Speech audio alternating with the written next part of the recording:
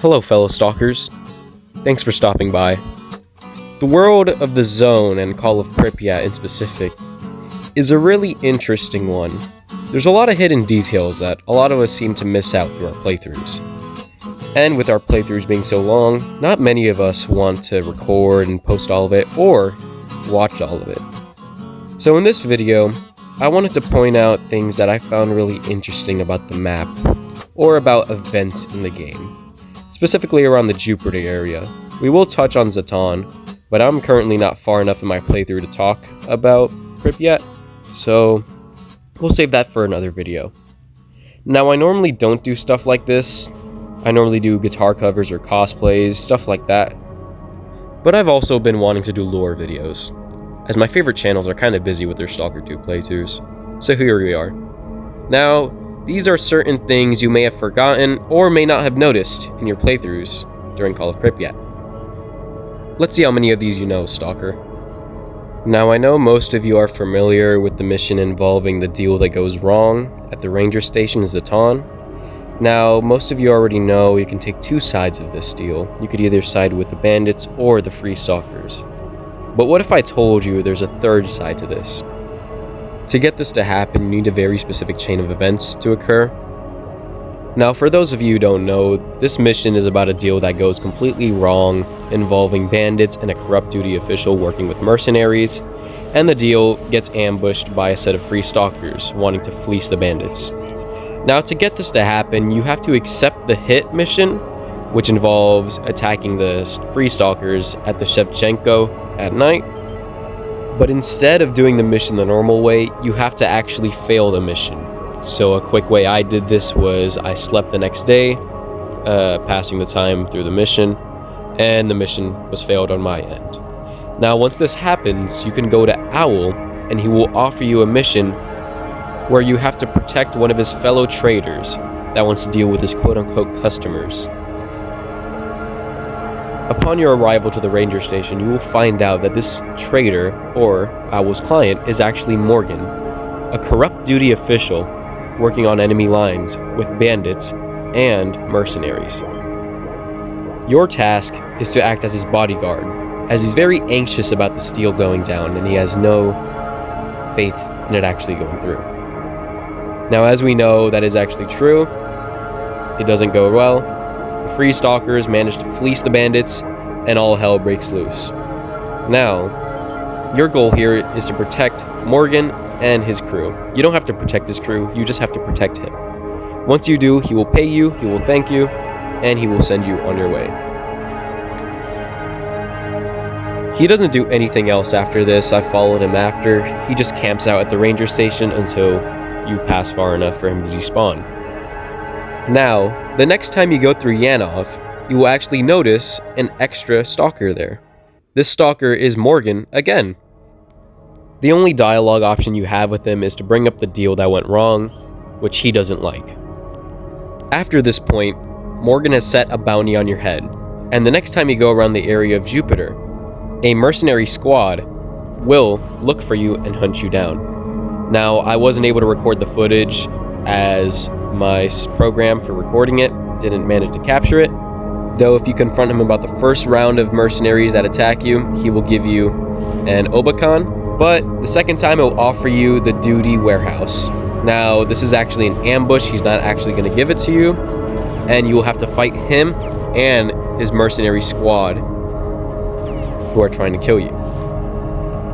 If you manage to survive this ordeal, you could pick up his PDA and you could actually give it to either the duty leader at Yanov Station or Loki at the Freedomer side of Yanov Station, to which it will either increase the activity of the faction you chose in the area, and it will allow you to get more rep among them.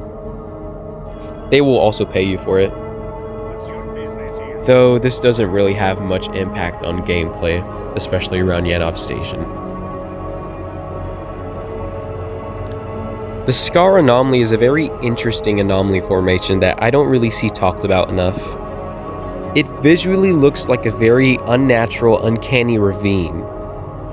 Now, upon closer inspection, you will actually be able to observe that there are multiple psi columns flowing out of the scar. Now, the reason for this is unknown.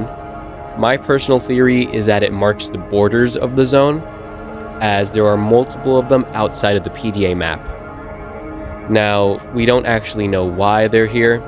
Other people think it has to do with the Gauss rifle testing, as apparently there's a document that has to do with it.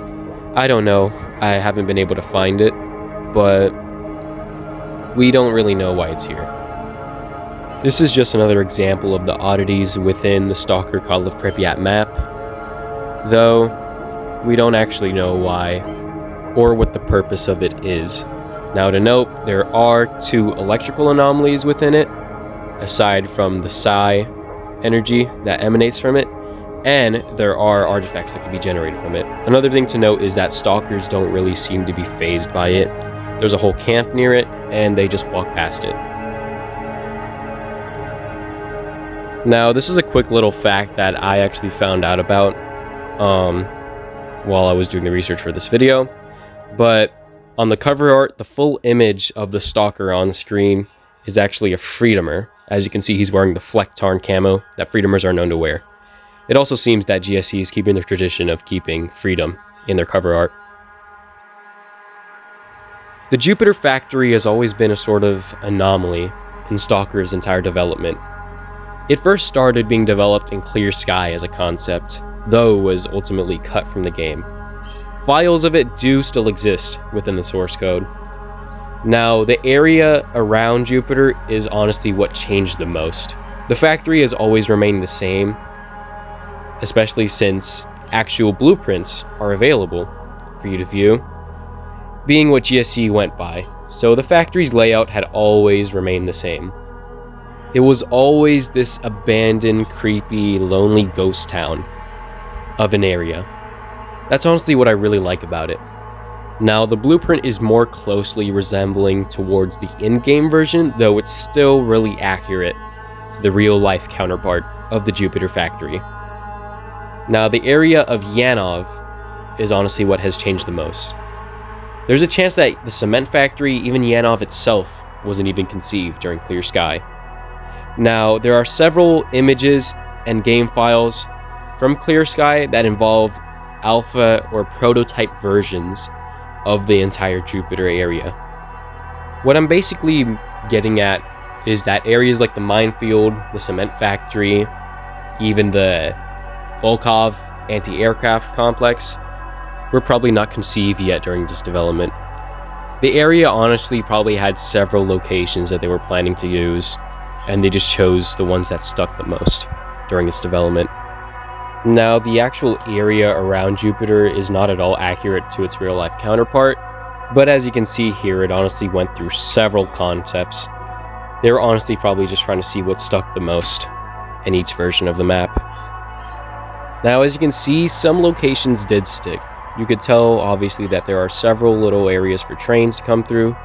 The factory was honestly still accurate to its real-life counterpart, though it did go through several changes. Now, the train station seems to be the area that's near the ventilation complex at the final game, or it could be Yanov, we don't know.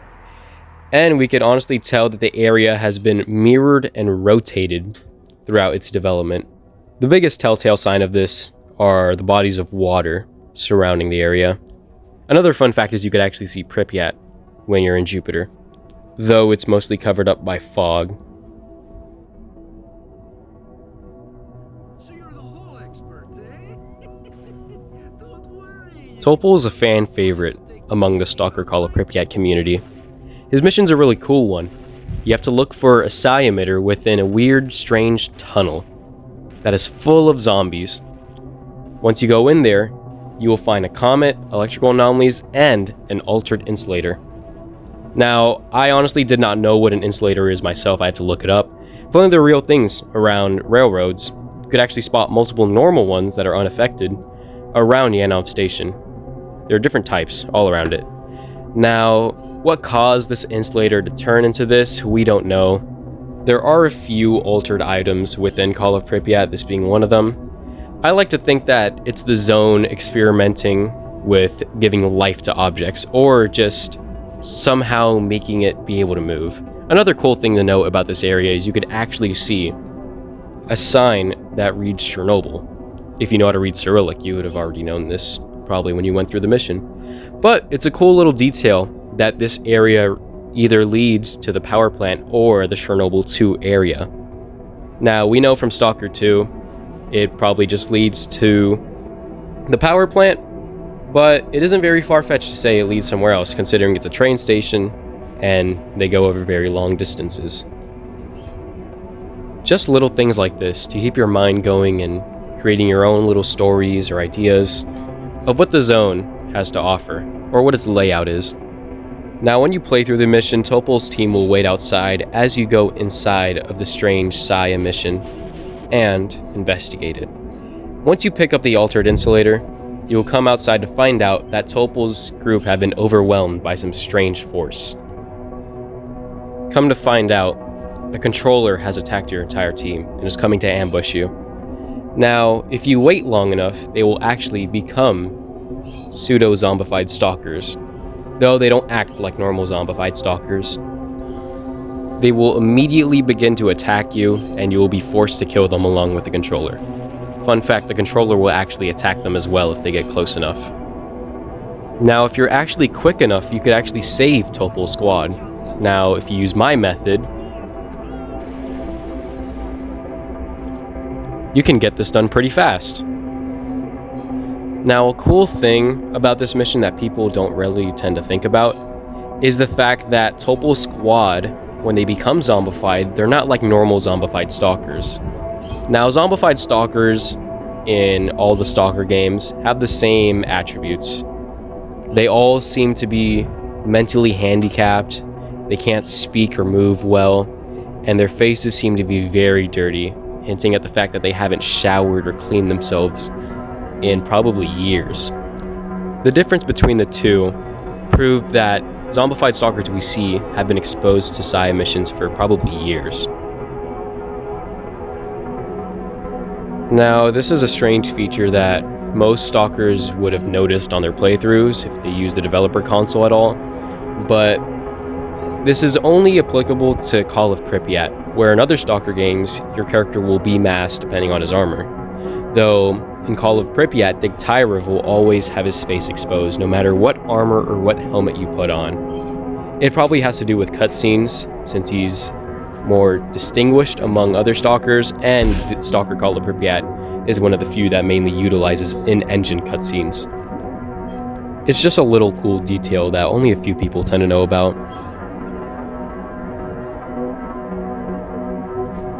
Now, I don't really think anyone else has pointed this out, but if you go to repair your armor, and if you're wearing the Clear Sky 1 armor, you will actually see that it doesn't actually show the right armor when you go to repair it.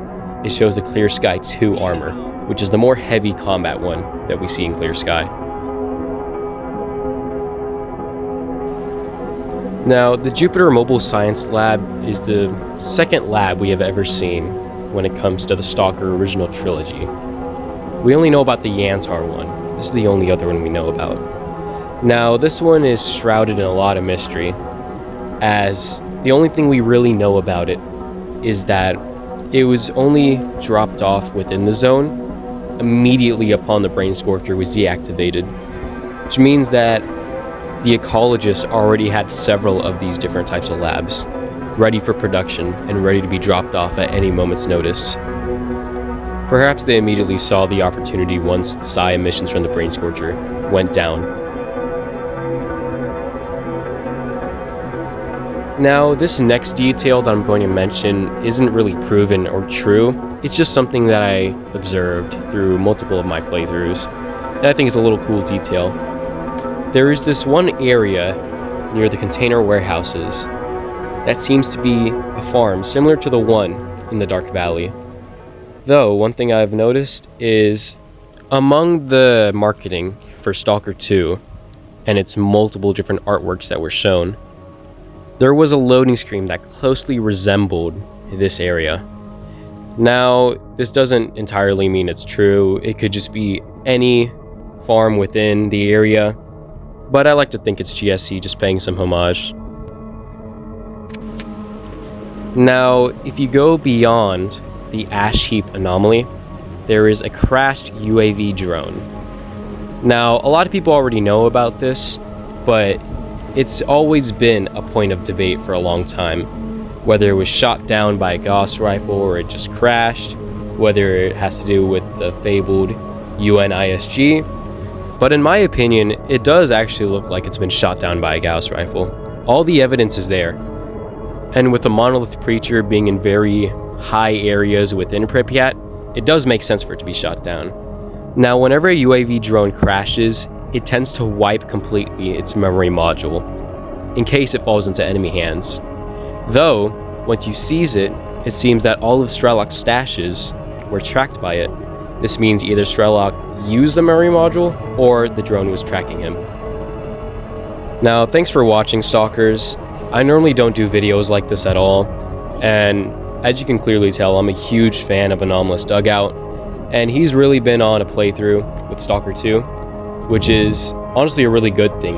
It leads to a lot more content for the future, especially with all the lore within S.T.A.L.K.E.R 2. Though I just wanted to make something that would fill the gap within that, as ever since S.T.A.L.K.E.R 2 came out, there's a lot of people like me who can't even afford or play the game.